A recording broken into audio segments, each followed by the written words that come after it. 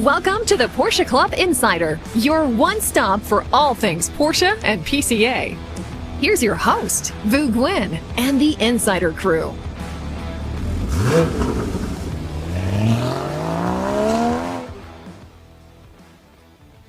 Welcome everyone to episode 203, and today we're going to be talking about the top 15 videos of 2025. But before we get into it, we want to thank our presenting sponsor, Pirelli. Pirelli tires have to achieve the highest levels of performance, safety, noiselessness, and grip on the road surface. Innovative tires that can satisfy even the most specific mobility needs of the end consumer. Thank you all for listening. If you aren't currently a PCA member and own a Porsche, what are you waiting for? Just grab that VIN and head over to pca.org and make yourself a PCA member. And for those of you that don't currently own a Porsche, check out our test drive program where we unlock resources to help you find that special Porsche.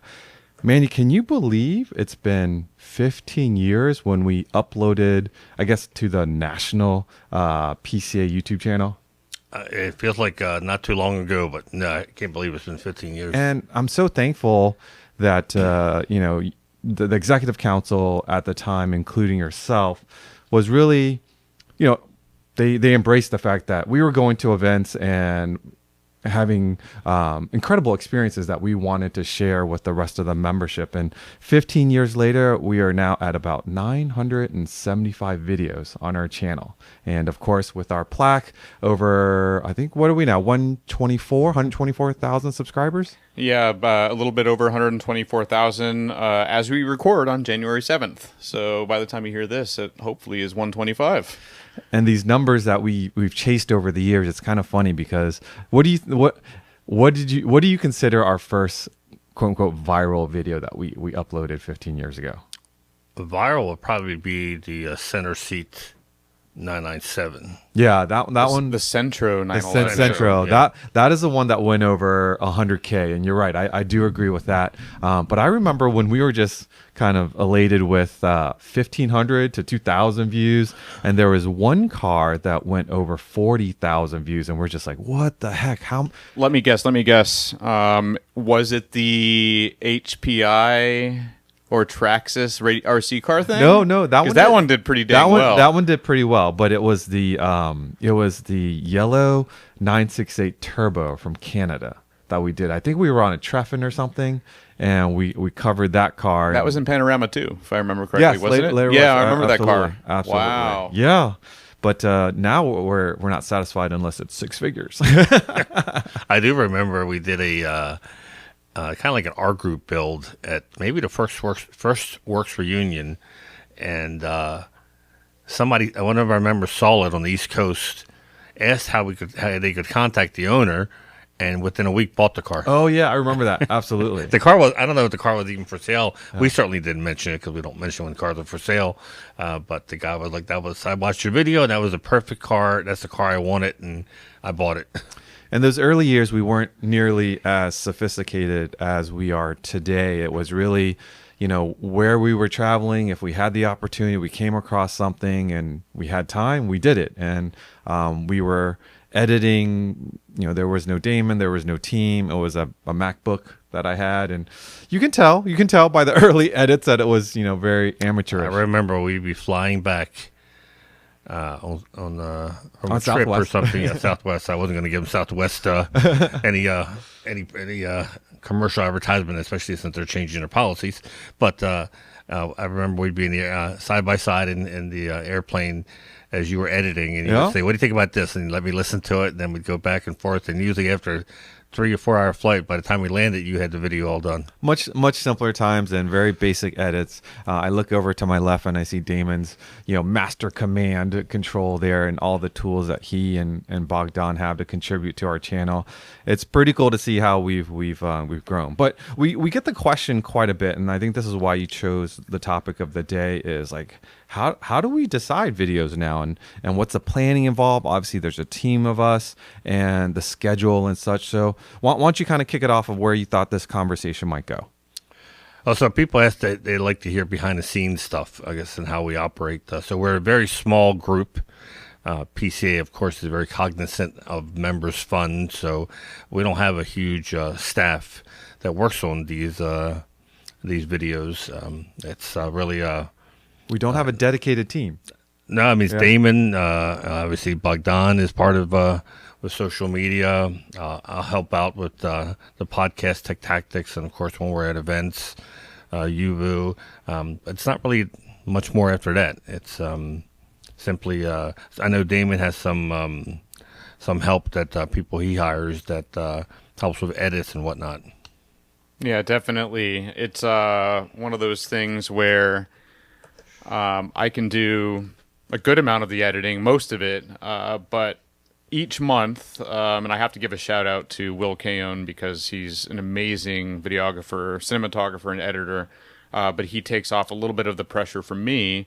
So that every single week we have a video, at least 1 week per month, I don't have to edit a whole video, and it allows me to focus on other things that need attention while Will is editing that one video per month. So yeah, we set that aside, and every once in a while, if we have a video, for example, the first one that really I think people can see the difference is when we have to cover something that has to be done right the very first time to the highest level.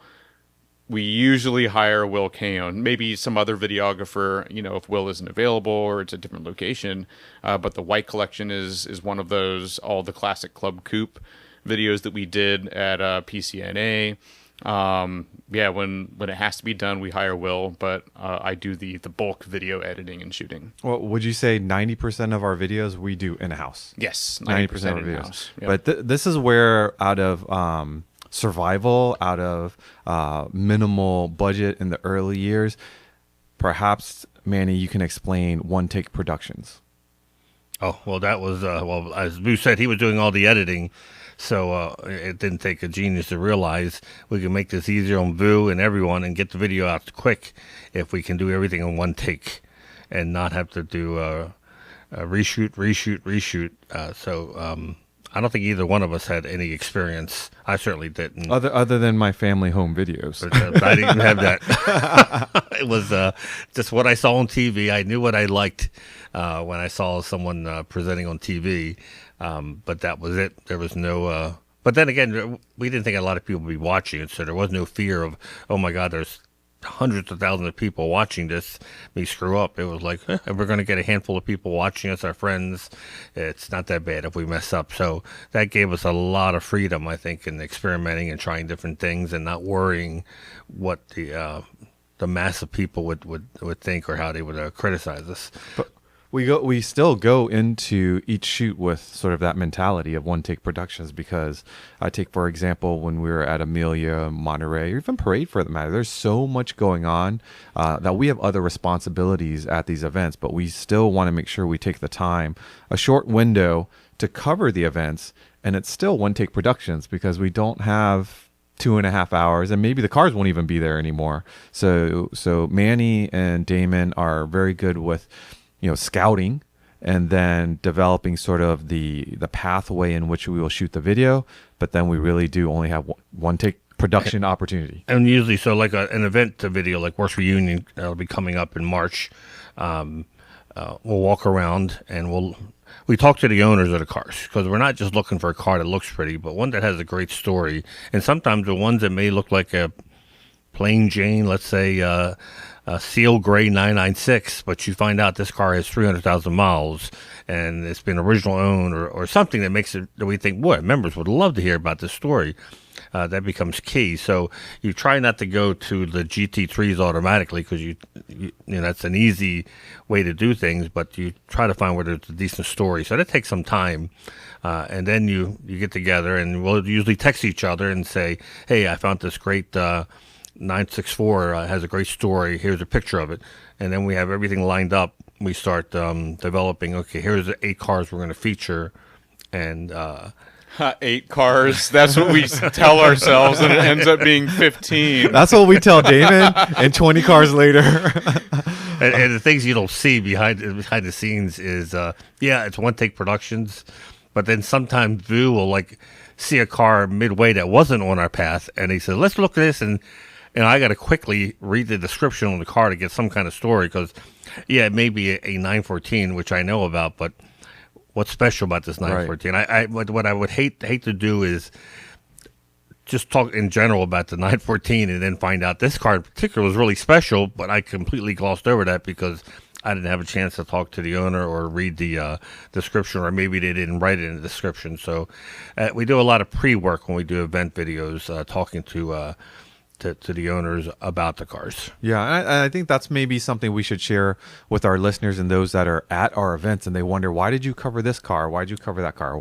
First off, we love all your cars, but there's no way we can cover every car. And some cars just have, just stand out a little bit more, maybe because of its presence, its look. But then, as Manny said, some of these cars really stand out because of the wonderful story behind it. And sometimes we get to hear those stories, so we know it, so that's why we cover it. And sometimes we don't hear your story, so don't get offended if we don't cover it, but we try to cover as much as we can. And if we don't catch you at one show, tap us on the shoulder when we're not recording and share your story with us. I also like, and this is where we really put Damon to work, is when we go to, say, auctions or other events that there's so many cool cars out there, and we try to cover the unique ones as well.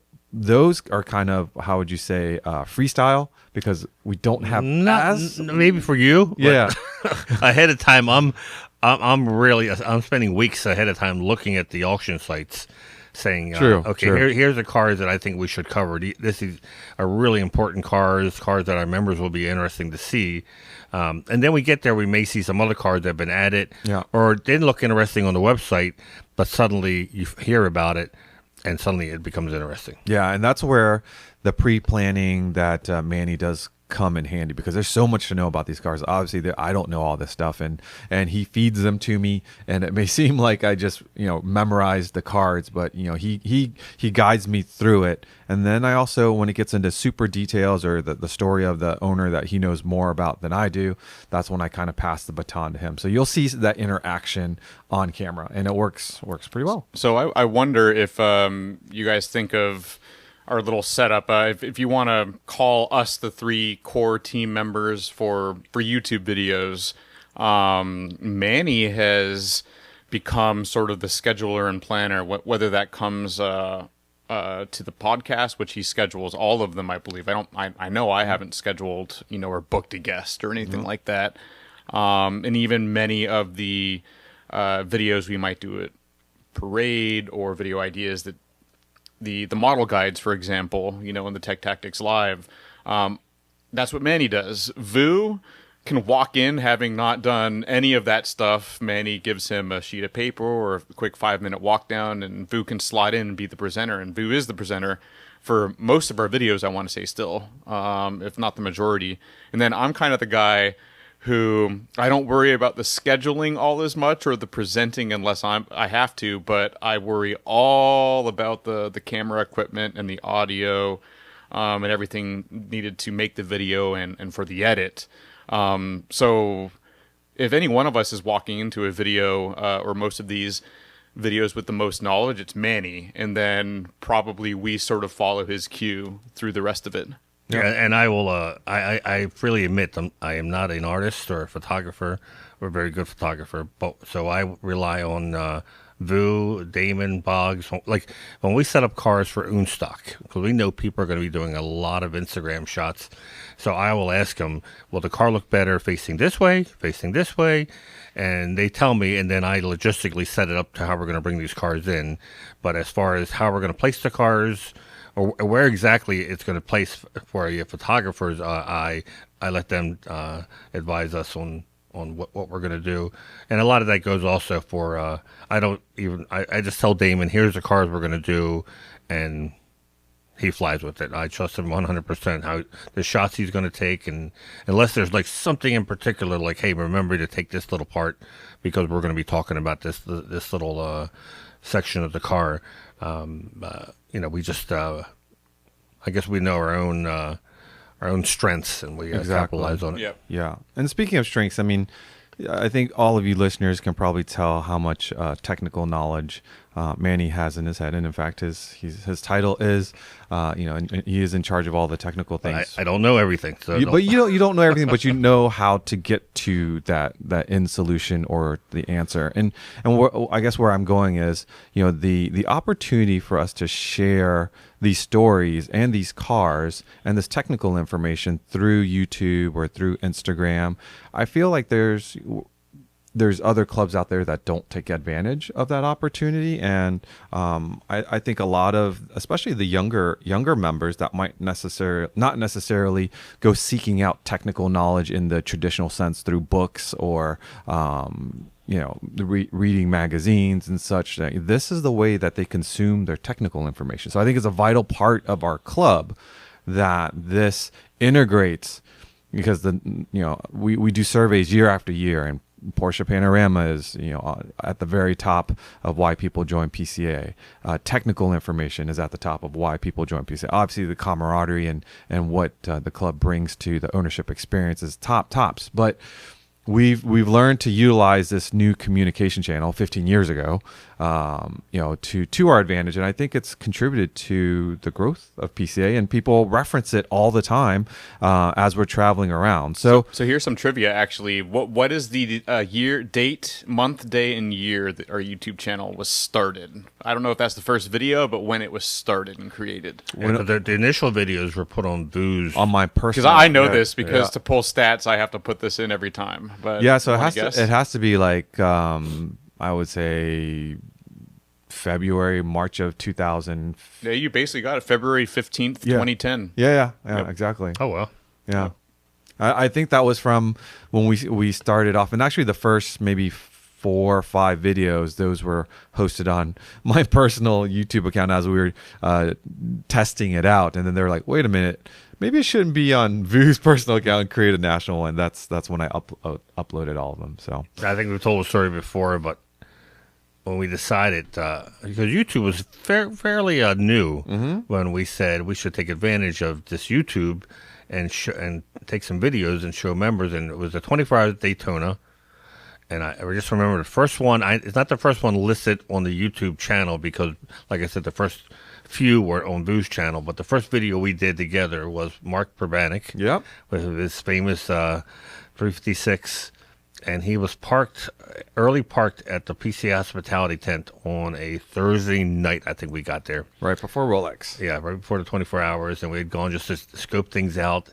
And I said to Vu, I'm like, let's go talk to this guy and we'll do a test video. And we walked out, we introduced ourselves, and we asked him, hey, would you mind if we tested our equipment and we interviewed you about your car? He was like, sure. And One Take Productions, we just winged it, and I asked some questions, and I think it was a short video. Mm-hmm. And we posted it, and the next morning, I think we had like 80 views, and we were like... So excited. Felt like Steven Spielberg. Viral, man, viral. We're going to cross over 100. But we started it all with that video, and it still stands true to the cars that we feature today, right? Mark's story, the unique story about his 356. I think he's only washed it 10 times or 15 times since. He drives it everywhere. But he drives it everywhere. His enthusiasm, his passion. Yes, the car is very cool. Mice in Blue 356. I think it's a 58, if I'm not mistaken. But the story of what he'll hop in it and drive to Rennsport. Oh, he had the whole back filled with firewood. Oh, That's what got my attention. Was he not only was camping with it, but he had firewood in the back. Yeah, so very cool. All right, before we get into the top videos of 2025, let me thank our corporate sponsor, Auto Atlanta, and hopefully we'll get down there this year. I know they're working on rebuilding their headquarters and stuff, and maybe something cool for us to see and do and take you around there. But if you're chasing down parts for your Porsche that have been impossible to find, looking for something for your 944 Turbo, a trim piece for your 914, either way, Auto Atlanta has you covered. They've been taking care of Porsches and only Porsches since 1978. Not only do they have every part for your Porsche, but they also ship internationally. They also offer expert tech advice. So no matter where you're in the world, just head over to autoatlanta.com. They are Porsche specialist can help you with everything from mechanical repairs to full restorations, answer your questions about regular servicing, even about detailing your car. They also buy and sell pre-owned Porsches. If there's a Porsche in your garage that needs a new home or a new lease on life, give them a call. Whether you're rebuilding a classic or just needing a single clip to finish a project, Auto Atlanta has you covered. They have a special discount code for PCA members. It's PCA, the number 5, OFF, for 5% off your first order. Again, that's AutoAtlanta.com. Porsche parts, Porsche people, Porsche passion since 1978. All right, drum roll. And I don't think this will be a surprise for our listeners and our viewers on YouTube, but the top video for 2025 includes the man that is, we often say, is a savant when it comes to all things Porsche. And honestly, if he lived on the East Coast near us, he'd probably be in every single video. Yeah, exactly. And certainly would be in a podcast every week.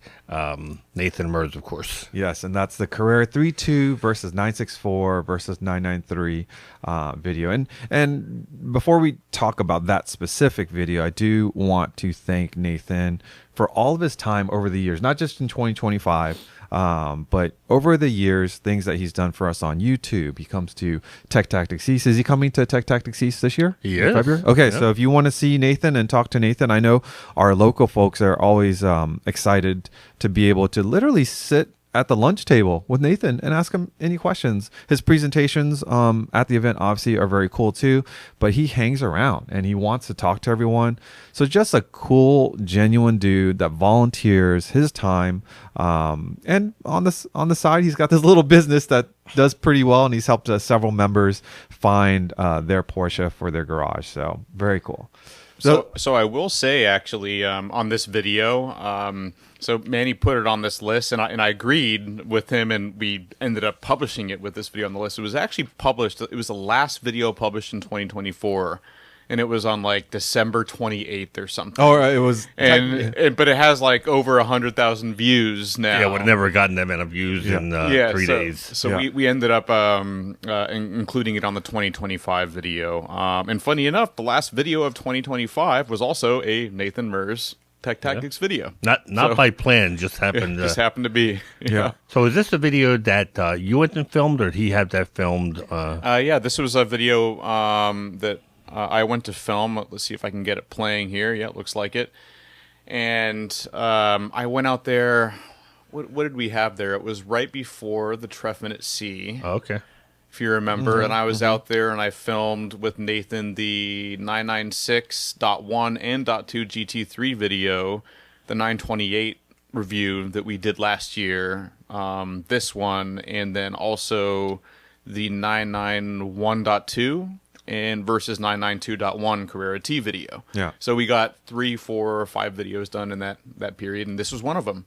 Yeah, and I can certainly understand why. One, Nathan, the knowledge that he drops on this video is, as you would expect, tremendous. But it's a question that I get a lot. I like my nephew who's in the market for 911. He dreams of a 993, but then he's also saying, well, maybe I should do a 964. Maybe I should do Carrera 2. What are the differences? And a lot of people will try to buy one of these, and they've never even driven them. And so that's what I ask. I always ask, what are you driving right now? Yeah. Have you ever had an air cooled? And most of them say no. What are you driving right now? And it's usually a later model Porsche. Mm-hmm. And I go, you should really drive one of these, and not like a 5-minute drive down the block and back again. But if you can borrow one or rent one for a couple hours, just to see if you really want to live with this. Yeah. I love air cooled, everything about them. But if you're used to a 991 or 992 and you're going to a 964, it's going to be a little bit more raw than what you're used to. It is. Every generation, the older the generation, it gets a little bit more raw. It gets the creature comforts are a little bit less. And there's things that you give up for that purity of that rawness. And as Manny said, you do yourself a favor before you, because you're going to fall in love with the first one you see and the first one that you have an opportunity to buy. Like, that just happens. But if you're really considering between the three, drive them and see which one will fit your needs the most, because the newer ones are just going to be a little bit softer, a little bit more comfortable, a little bit faster in a lot of cases too. So the a 3.2 on by papers, 215 horsepower doesn't sound like a whole lot. It might not be too exciting. The shifting might not be as accurate as the newer cars, but there's that charm about it, and you feel like you're driving super fast. So if that's what you like, then by all means go for a 3.2. But if you want a bit more, then the later models is where you're going to look at. Yeah, it's a great video, very informative, as all Nathan Merz videos are. Check that one out. Number 2, if we didn't count that video because it was in 2024, the top one would still be a Nathan Merz video. It would be this one. Not surprising in the sense of it doing well, but it would probably surprise people of the model car to be a top video, because I think some people are kind of polarized with the 928 and may not always think of a 928, but this video did really well, and I think it did well for the 928 community. I think I'm the only 920 or X928 owner here. You are in this group. Yeah. I had one for 5 years in '81. I can't say I loved it. I mean, it was a great car. I just never fell in love with the car. So that's probably why I sold it after 5 years. But they're unique cars. They look like nothing else on the road. And I think as they gotten older, they've just become more and more desirable. And in a world where cars now look so similar to each other, right, this one really stands out. But as I always tell everyone, make sure you buy one that's been maintained all its life correctly, because these things, when they're neglected, can get real expensive. Yeah, you can get upside down on this car very quickly if it's not well maintained. All you have to do is take a look at that fuse box and see the amount of wiring. This is pre-CAN bus electronics that modern cars have, so it looks like a 747 wiring panel. Not that I've seen a 747, but that's what I would imagine one would look like. And a lot of vacuum actuated everything, right there. which we just learned there's a good chunk of vacuum actuated stuff up to 2020 in a lot of modern Porsches, which, man, headaches if they're not taken care of. Yeah. Those lines are plastic a lot of times. They get brittle, they break, they get a leak, and Well, just think of every air suspension car, right? I Yep. mean, all those hoses, all those plastic lines, at some point, they do break down. I remember when these came out, this is right around my, school age, Trapper Keeper posters, and in the 80s, them being in a bunch of movies. Like, it was a spaceship then, but still today, I think the lines are so unique. But then also I remember, do you remember that car used to be a big car? Oh, huge. That used to be a big car, but you put that next to a 992 today, it looks like a Mini. I first noticed that a couple years back. I think when the 992 first came out, we were having an open house, and a 928 happened to come in between two 992s. And when I was backing them into the parking spots, I looked, and I remember turning around to say to somebody, I cannot believe I'm going to say this, but the 928 looks tiny compared to these two 992s. Especially the early ones. The early ones without their cladding and the wide fenders and stuff like that, they look very compact. I will say as well, with a lot of cars, and 928 is probably out of all the Porsches, the one that I think this about, but they look awesome when they're sitting still. When you see them on the road, there's something about them that looks even cooler. Yeah. And I don't know what it is. It's just the road presence. When you see them driving, it hits differently than when they're just sitting in a parking lot. And I'm just going to throw in as well that I saw a 968 in Somerset, Pennsylvania on my way to Wisconsin with salt and brine all over the road, which is one thing. But man, again, it sort of looks like a 928, and they look nothing. Porsches, the front engine Porsches from the early 90s look, and I guess 928, late 70s, mid 80s, just look like nothing else on the road. Yeah. Yeah, and the unique headlights, the hatch and everything. Again, if you're going into this world, buy it right. There's a huge community, and all 928 owners are fanatics, and make sure you have one with you, or take it to a place that knows 920 as well, so that you buy the right one, and I'm sure you'll have a fabulous experience. And speaking of fabulous, if you've never listened to, we used to have a fairly stock 928, but with a little bit of an open exhaust. the V8 of a 928 sounds incredible. So enough about 928. Number 3, we talked about how PCA members love tech information, and it's kind of funny that something that's fairly basic, I think, in maybe our world here in the office about N-Spec tires, but the presentation at Tech this was Tech Tactics. So when I came to work for PCA, one of the first things I said we should start doing is recording Tech Tactics, but recording it in the best way possible so our members could really enjoy it. And so at first it was Robert, then Damon took over, and I can't wait to this year with Damon's new setup. It's been so really impressive so far with Tech Tactics. Yeah, and the setup you're seeing right now, if you're watching the YouTube version of this podcast, I'm showing the presentation was with Ed Gliss and all that good stuff. I believe, if I remember correctly, I was having some technical issues that year, so it should be even better this year. So I was a little bit disappointed with that. The Tech Tactics parade things went over pretty well, Yeah. but So this video here is not the entire presentation, and this happens sometimes because the presentation itself was somewhat basic as far as tire knowledge and whatnot, and I thought, unfortunately, I think people watching may tune out before they get to the really good stuff. And so I told Damon, I said, why don't we just use this part about N-Spec tires? Because I think it's really informative. It's not that long, and people can relate to it, especially if they have a later model car. So we just basically used that section of the Tech Tactics video for this video, and it turned out to be a pretty good move. And this is where our experience, Manny's experience, Damon's experience has come into play, because when we first started this, we just kind of propped up the camera and then we filmed the whole thing, and the presentation was washed out because, you know, it was in a lit room. There's background noise, and they've refined capturing and sharing just the key moments of the presentation, actually having the presentation in the video as opposed to us filming the whiteboard, which looks terrible.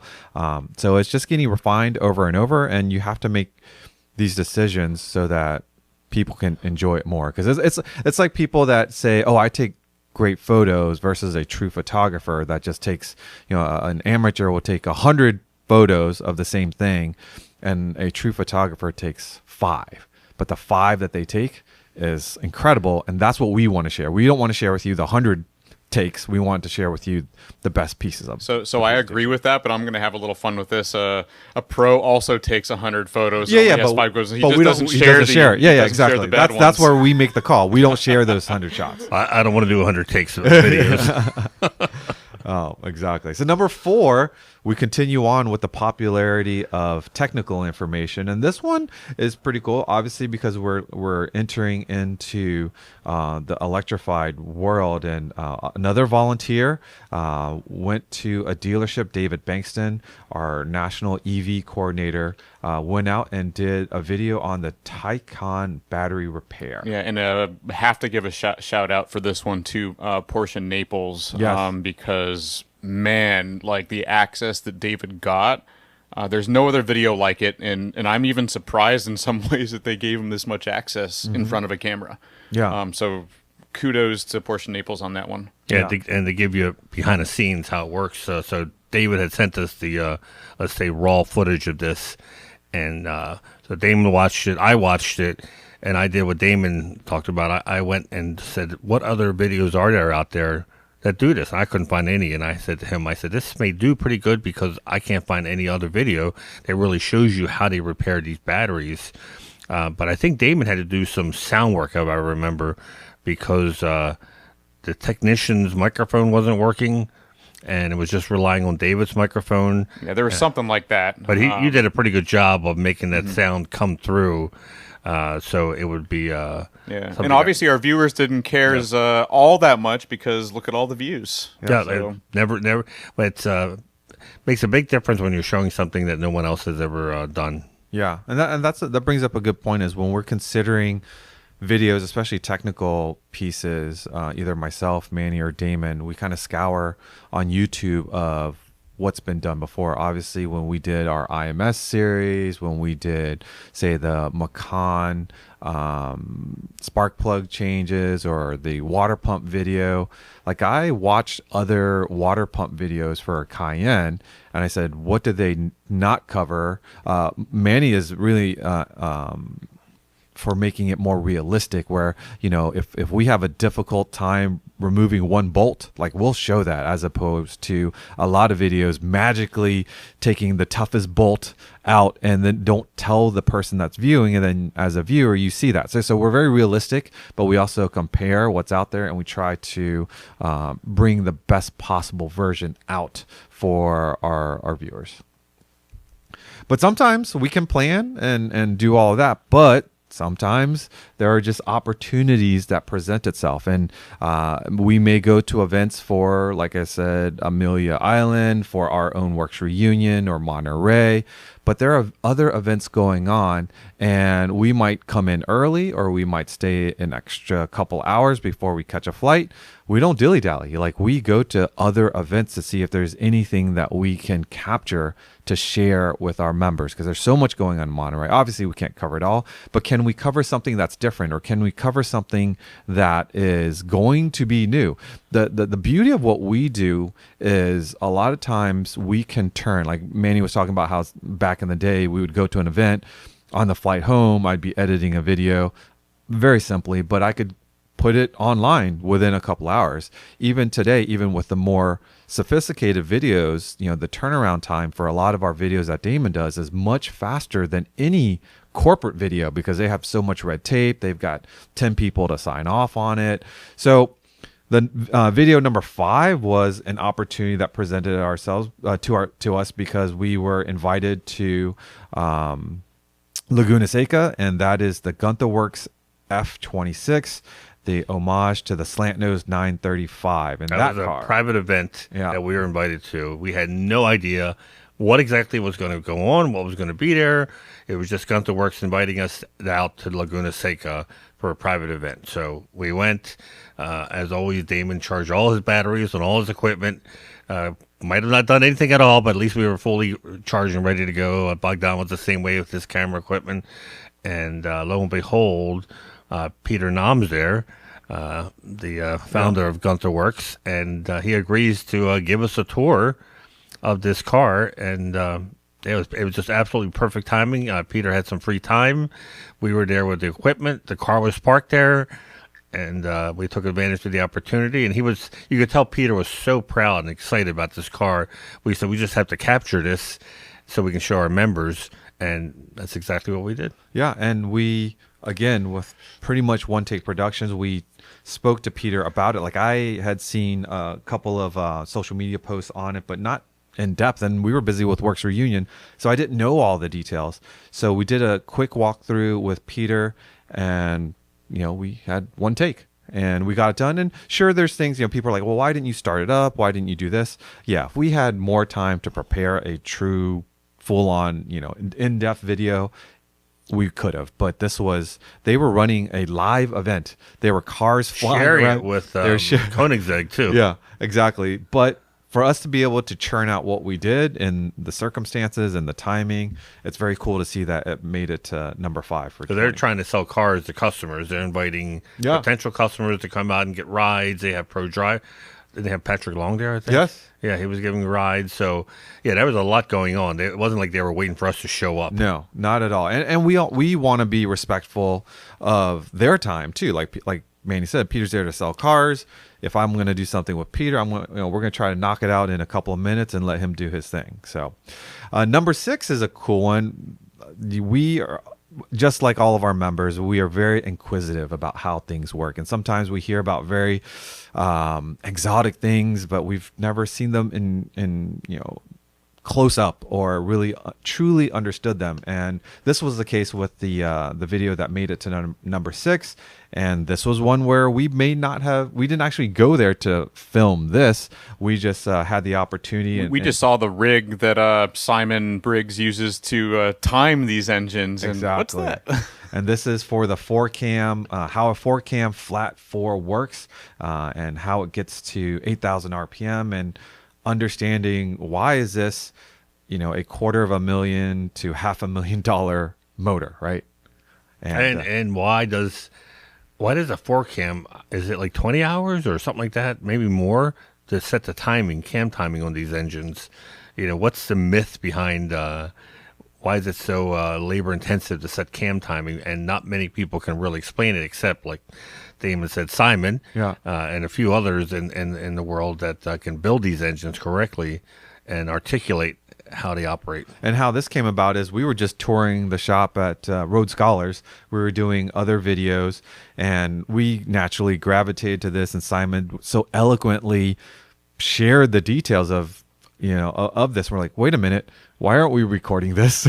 And Dane was like, okay, let's just we didn't even think that this would be a incredibly well received video. We just wanted to record it because I remember it is I saw the tool and I'm like, we have to do something on it. It's right here, ready for us. And the risk, of taking an hour to do this video was so low that might as well. Yeah, exactly. And what I also like about this and why we do a lot of our videos is if we don't do this and no one else does this, like some of this knowledge could totally be lost, right? This could, if, maybe 20 years, 30 years down the road when someone's working on a 4-cam and Simon's no longer around, they'd be like, there might be a nugget of information that we captured in here that some mechanic years from now be like, oh, that's why, it's an alternating spline or blah, blah, blah, blah, blah. Like, that's why we're doing all this.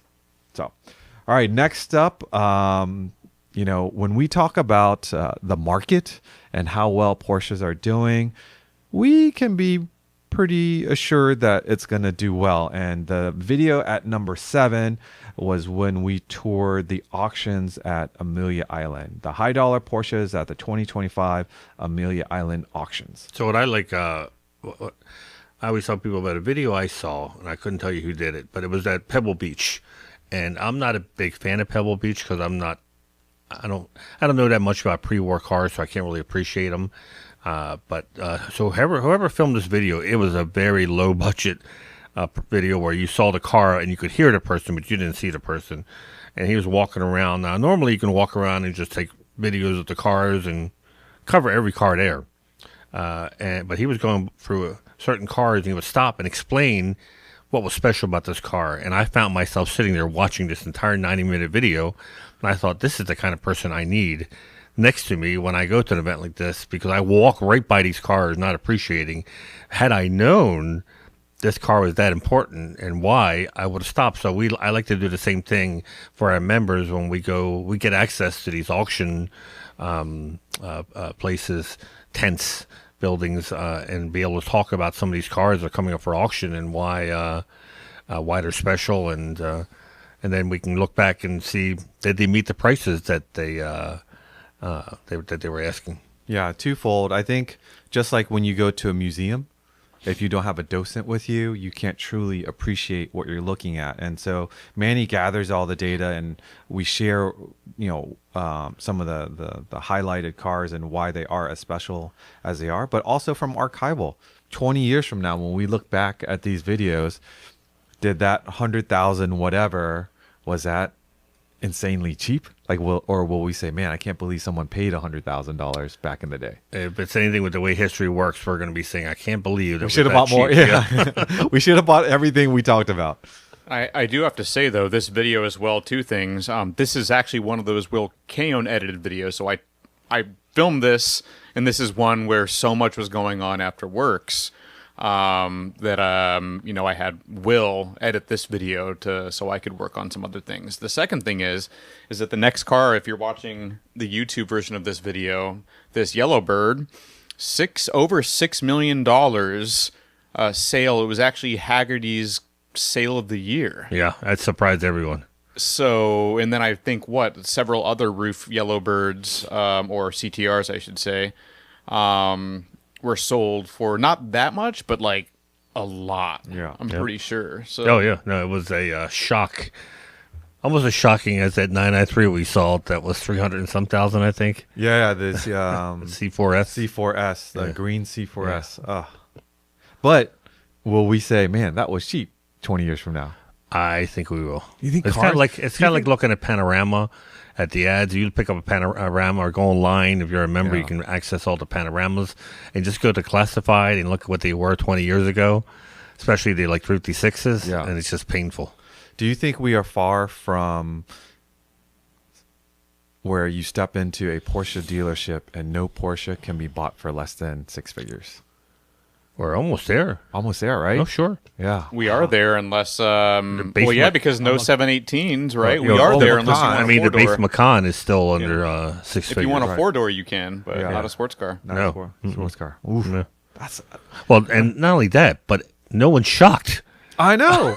They're like standing in line. They're like, I'm not in that income bracket. yeah, That's I'm no shock to shocked. me. I'm shocked. But there are people waiting in line hoping that they can spend that. So good for them, because then that means there's a wonderful pre-owned car in my future. Yeah, the other thing too about that though is that like over decades inflation happens, and if you go and look back at what we're paying for new Porsche sports cars now in 1995 money, I'm pretty sure that the difference adjusted for inflation is not as big. In Some fact, cars, yes. Some cars, Yeah, no. I was about to say. yeah, it just depends on the car. Yeah. I mean, I think it's the fact that we've reached that six-figure number that 100,000 is a lot more than 99,999, isn't it? Yeah. like 964s.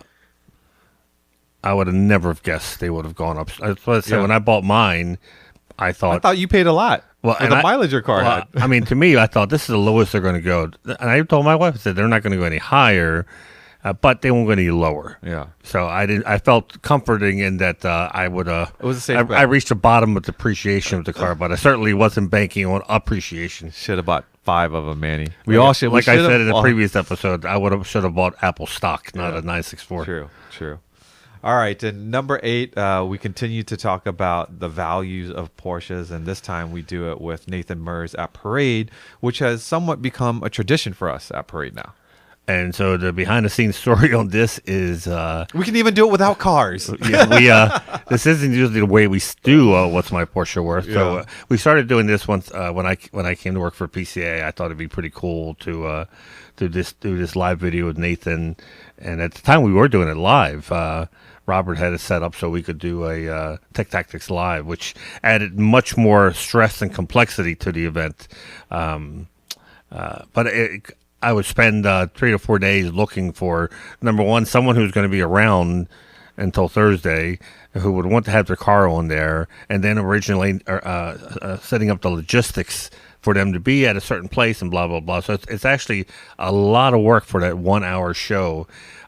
This year, because we're not, at least I'm not, needless Damon, a member of the Parade Planning Committee, I was kind of relying on Melanie, our events manager, to give me information. And through it all, it was very hazy as to whether we could get cars into the showroom at this hotel or ballroom. And when we got there, they said, well, you can get cars because Porsche had cars. But here's what's involved. Yeah. And it was involving a flatbed. Yep, you got to put the an car on elevator, freight elevator, all this stuff. And I thought, and then the day we wanted to do the show, which is always the Thursday of Parade, was also the day that Porsche would be moving things out. So they would be blocking all the freight docks with their equipment, which meant we couldn't get a flatbed to bring the car up to dock level. So long story short, we just decided we can't do this with cars. We're going to have to do this with pictures. Mm-hmm. That was good and bad. Bad because we didn't have a car like we were always used to having a car in on the stage. Good in the sense that now I could spread my choices of cars. So I went to my region, and we have a chat board, and I put out hey, does anyone want their car featured on What's My Porsche Worth? And a lot of people like to watch the show, but they think, well, my car's going to get torn apart, so I don't want that. So, but we did get enough people who volunteered, and I really appreciate that they did. And Nathan went by the pictures and by the description that the people sent in and did a What's My Porsche Worth, and it went pretty good. Yeah, exactly. Made it all the way to number 8. All right, number 9. Again, this is a lot of Manny's pre-planning because there's hundreds, if not thousands, of cars being auctioned in Monterey. And the question is, if we head to some of these auctions, which ones are we going to feature? What are the predictions that these auction houses are, calling for the numbers for these cars? And then also, after we get that footage, Damon and Manny go back and see where those cars landed in reality. Yeah, and big thank you to Ilko, who helped set this up with the auction houses, as well as the auction houses, for giving us media access to a lot of these cars.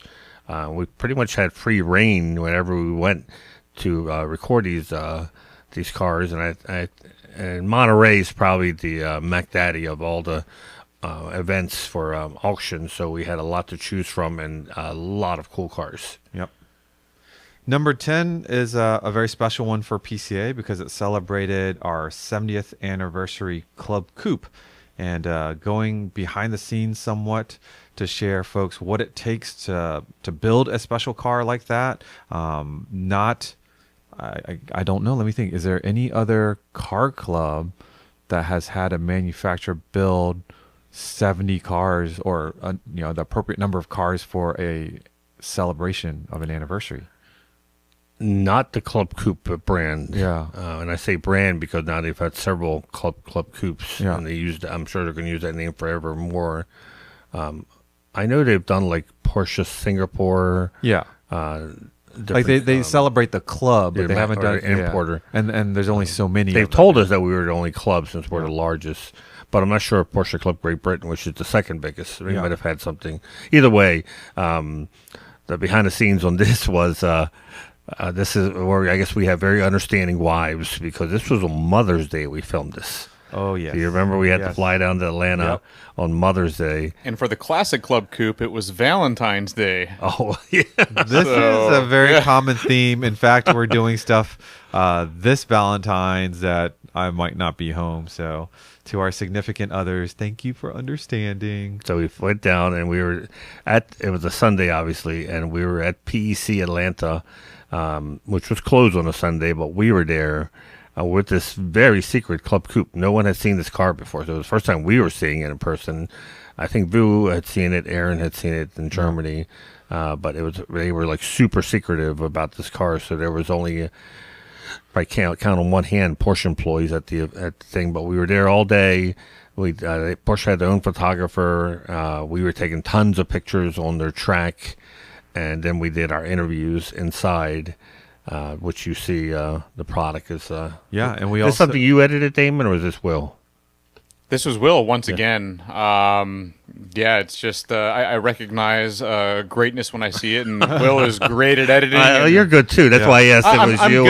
I'm good. But this is another example of one of those videos where we need to knock it out of the park. Right. And as I said, whenever that happens, Will's oftentimes the person I call. Yep. And there's a lot to cover. We also, arranged for... PEC has the 50th anniversary Club Coupe in their inventory, but a volunteer, Alex, brought up his 60th. And here's the behind the scenes is when we took photos of all three cars together, Alex was doing a tour. He didn't even get to see, because we were unveiling the 70th Club Coupe at Parade, which would be months later. So we had his car parked next to the 50th. They went on a tour. We bring out the 70th really quickly, do the shots of the family, three cars together, take away the 70th, and then he heads back home, and then we take more videos and shots. So there's a lot behind the scenes and orchestrating all of this stuff, but to get it right is I think that was also the trip that we did. Is that the trip? I think we did one or two podcasts. We did, and might have done Calvin Kim, and Aaron, and we did Michael and Michael Tam. Yep. And so we try to once again we maximize. If you looked at not to pat ourselves on the back, but when I schedule stuff, I work these guys hard. It's like morning until we're really tired at night. It's a tough schedule because I don't want to lose daylight, certainly, and if there's an opportunity to get more content and use it later on, 'cause obviously for us, Atlanta's a trip. Yep. So the more we can get there, the better. Exactly. Let's see, video number 11. This is, I think, also another technical lesson on a particular model. Nathan brought this to our attention because we were heading out to Oklahoma. Damon was coming out, and I think you even went out early to cover this one with to a different city. Yeah. Yeah, so I drove the Cayenne. I got the Cayenne. First off, I got the Cayenne ready, and I was comfortable driving it to Oklahoma City and back, and it made it. But I needed that because I was transporting a ton of equipment, and it might have actually been a ton of equipment. But so Parade was in Oklahoma City. The collection, I'm not going to say the city it is. I forget if we actually mentioned it in the video, but it's in a nearby city in a couple hours away in Oklahoma. And, it's what better chance to go find the Carrera 3.0 collection and do a film about it with Nathan than on this trip. So Tom Brookhart, the guy who got these cars together, runs the Carrera 3.0 registry. So it's Carrera30.net, in case you guys are wondering. And these cars were not sold in the U.S. They were European only, but not a lot of people know about them. And a lot of people mistake them for a pre-production or a sort of 911 SC. A Euro SC. A Euro SC, but what you will learn about these cars is that they are absolutely not that. And since, they passed the 25-year rule, it might be something you consider if you want the feeling of an early air-cooled RS, but don't have the money for something like an RS 2.7 or some of those more iconic cars. Yep. Man, evidently, not that everyone who watched it wanted to buy one, but they certainly got educated. And I like it because of that we have in our archives, in our library, a 2-year car? 1976 and 1977 only. 2-year car only, if you want to find out about it, come to PCA and you're going to learn all about this car. Exactly. And education continues with video number 12, and we talk about the latest hybrid, and that's the Carrera 4 GTS. And this is exactly what Mayo was just saying, is a video.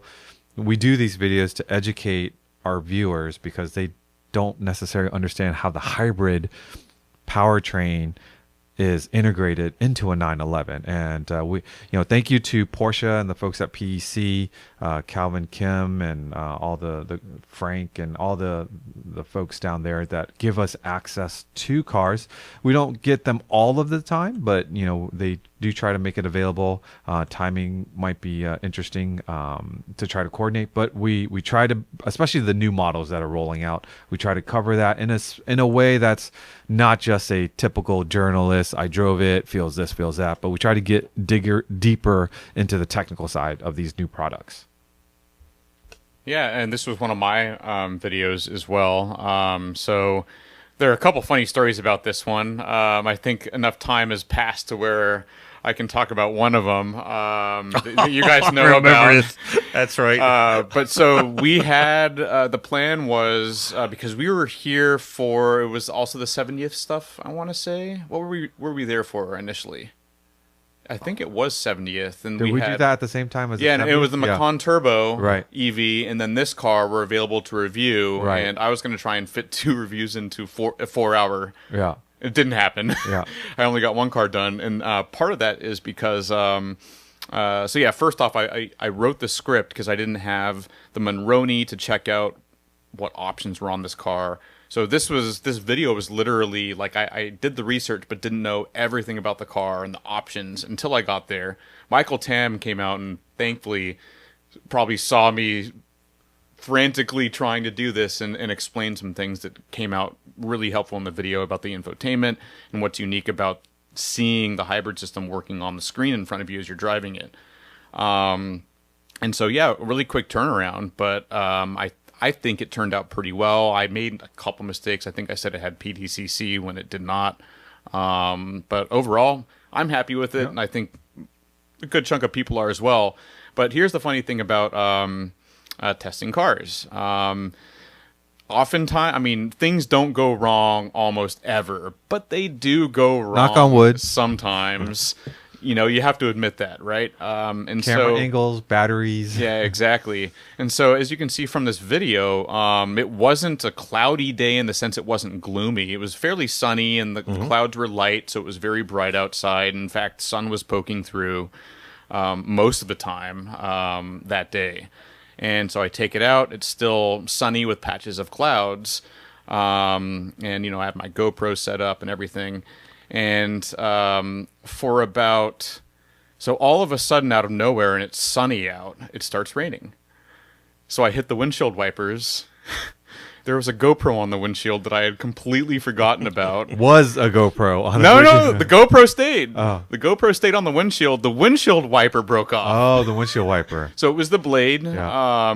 and I believe they're made to come off like that instead Yeah. of breaking the whole system. Right. But man, it wasn't You in were the video. you were just testing the fail-safe system. Yes, exactly. I was beside myself. It was. I Oh when my you God. said behind the scenes, it came to me all of a sudden. I'm like, That's the oh, this last is the car you wiper. shall review, David. Yeah, and I know Lowney. these things happen, but man, I absolutely hate when they happen. No cars were harmed. I remember that happened with the 73 RS. We did a review on when I was driving it, and I did a U-turn to come back down the hill, and the GoPro came off the mount. Yeah. Yeah. Damon and I were like in just total shock and fear. And the owner was so cool about it. He was like, "Hey, yeah, no problem, don't worry, nothing happened." Yeah. And we were like scanning the entire hood, and I'm like, I don't think it hit anything when it came off. It just flew off and hit the ground. And I managed to Yeah. find the GoPro, and it survived. But we were more worried about the hood. Yeah, exactly. And it was funny because, you can probably hang off the ceilings on these GoPros and these suctions. But what happened there was that suction was probably 2-3 years old, and just one of the plastic pieces was brittle. So now I replace the GoPro suctions every year or so. That is experience. So Yep. All right, episode or video number 13. Again, we get to go to these events, and a lot of our members, believe it or not, will never make it to a PC event. So we want to capture all the fun, all the cars, all the stories, and the 2025 Works Reunion Monterey video comes in at 13. And I would say, the more you write about your car, because the cars featured on Judged have an area where you can write. The more you write about your car, the better chance it has of making the video. Because ahead of time, I'm looking at all the entries for all the cars, both Corral and Judge, to see if there's anything unique. And once again, I can't tell the story of your car, but I can look to see, do you have a rare car that, and the pictures help out a lot too. And I'll make my list, and I'll say, okay, here's ones I want to look at, and then we'll run into ones that we didn't see or saw in person was much different. But that's a quick way to get your car in, is to write as much as possible as you can. Now, before we get into the last two, if it's okay, I'm going to remind everyone to head over to PCA.org, sign up for PCA's newsletters, performance news, e-brake news, and Mart Fresh, all free. I want to also mention the events that are coming up. Tech Tactics East, February 21st and 22nd in Easton, Pennsylvania. Again, Nathan will be there, so if you want to meet him and our other presenters, come on out. Works Reunion Amelia Island on March 6th. The Judge area is sold out, but Corral's still open. It's going to be a full house, folks. So if you're not doing anything on the beginning of March, come down to Florida and join us. Porsche Parade. Registration opens January 28th. The event itself is June 14th through the 20th, and we'll be heading to Lake Placid, New York. And because of the way we're recording this, a little out of order, last week's podcast will have had Jack Stevenson, the chair. And check that out if you have any mere thought about coming to Parade, because that'll answer a lot of your questions about Parade if you've never been to one and you're thinking about coming. Yeah, it's a lot. Like, I'm not gonna lie. Like, a parade is intense, but we'll have all the tools necessary for you to have a wonderful experience. The veterans that go understand all the protocols and hotels and registration and sign-ups and stuff. But we will have people. If this is your first Porsche Parade, don't worry. We'll walk you through it. We'll have videos. We'll have bits of information as we get closer to registration. The key thing is for you to take a look at the information before the day registration opens up and just have an idea of how many days you're going to be there, what kind of events you want to do. If you have questions, you can even write to us and ask questions in advance so that when registration does open, you're just simply going through the mechanics of registering. And we won't sell out, quote unquote, parade. There's room for registration. We have, I think, 10 to 12 hotels that are booked for our group. So it's going to be a good one, and it's going to be in beautiful Lake Placid. I mean, it's going to be a crowd.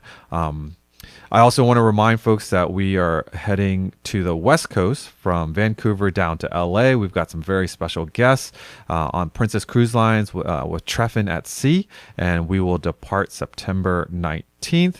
And registration for that is already open, so just head over to pca.org and join us. It's a cruise experience like no other. Even if you've been on one before, going on one with a bunch of PCA members is a very unique experience. And if you've never, like Parade, if you've never been on one, we'll walk you through it. The cruise is even simpler because it's just one fee, and once you get on the boat, they take care of everything. You leave your wallet and your keys in your safe, and we take care of you for 7 days. So with that, back to number 14, and this is the case of sometimes a controversy builds traction, and that is the detailing and cleaning tips brought to you by cleaning extraordinaire Damon Lowney. Yes, yours truly. I still maintain, and don't you love that shot with the car before I clean it? It's next to the garbage cans. Yes. Yeah, don't you love it? I still maintain, and the car looks way cleaner than it did beforehand. It looked great when it. So I'm happy with it, but I do concede, and I conceded right away as soon as I started hearing from people and Vu and other professionals. Yeah, I did some of these things maybe 60% right. But here's the thing, Damon. I would say most of the club probably land on your side of detailing education.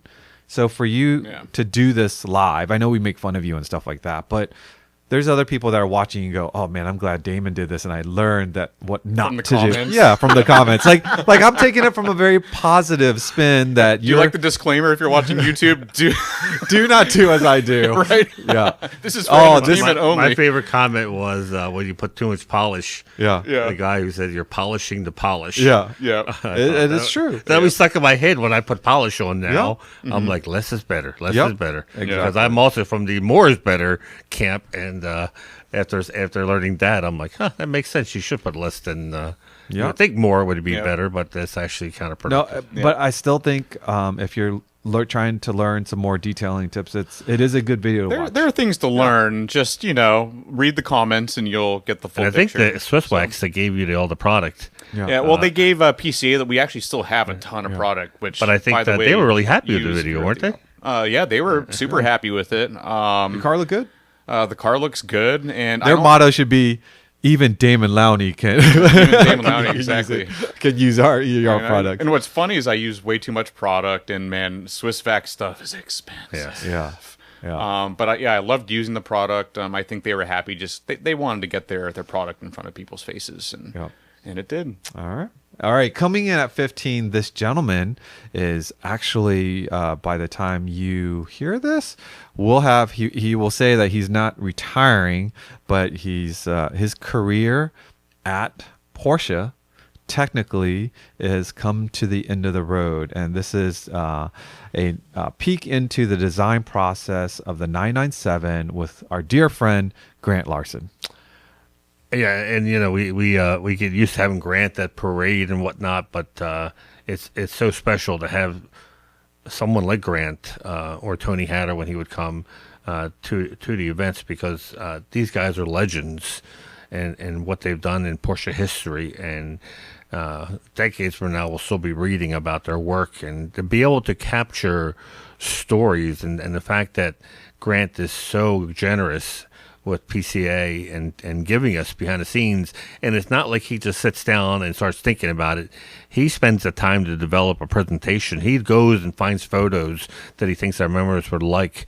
And now that we capture them on Tech Tactics for video, we get to share it with the rest of the membership. And he enjoys that too, because instead of just 100 and some people, it can be thousands of people. So for any 911 fan, especially in 997, they got to see a really inside look of how the 997 was developed in the era of coming off the cost-cutting measures from the 996. Yeah, and this will obviously be the last video we have Grant. I think now that he's quote unquote retired from Porsche, I think we will have even more opportunities to have him at events. And as Manny said, he loves it when he's in front of a PCA crowd, because we truly are technical nerds and we just love to consume all the behind the scenes photos and stories he has to share. And perhaps because he's not employed by Porsche, like he'll feed us a little bit more, a little bit deeper, and go a little bit edgier on some of the stuff that happened back in the day. And I have to say, if you haven't gotten your Grant Larson fix yet, we dropped another video in early January 2026 with both Grant and VP of Individualization and Classic, Alexander Fabig. Yep. And they go into really inside details on Sonderwunsch, highlighting the auto speedster or auto yellow speedster that was the first really big Sonderwunsch product or project, as well as some other things that I believe they're working on. But it's, these are the two really high up people who get are involved with top level projects. It's definitely a benefit, a member benefit, that you can attend parade and hear and ask questions from these two guys who obviously were intimately involved in the development of some of these cars. So there you have it, ladies and gentlemen, our top 15 videos of 2025. Thank you for your support, not only of the videos on our YouTube channel, but of course your support of PCA Insider. If you're looking to race with fellow PCA members online, check out PCASimRacing.com. There you've got a big schedule for 2026, and might be time for you to try your hand at racing some of our folks online this year. Insider swag, as you see across our table, we have mugs, we still have bottles, and T-shirts. Just go to PCAWebstore.org. And if you're looking for insider decals, just send us your address information to podcast@pca.org and we'll send you a couple. And with that, anything else, Manny Damon? Nope. I can't believe January is coming to a close, and pretty soon we'll have the cars back on the road around here. Well, I tell you what, today we're about almost 50 degrees, and I brought the 356 in today because I know it's going to get cold again, so I'm taking advantage of it. The other day it was 35 degrees, and that was good enough for me to wash the car. Yeah. At least hand wash it with the bucket and rinse it with the bucket, because my hose had ice in it and nothing was coming out, but I just couldn't stand the salt. Yeah. Exactly. All right, folks. Well, thank you for listening. Be sure to like, comment, and subscribe. Consider sharing our show with fellow Porsche enthusiasts. Until next time, stay safe, and we'll catch you down the road.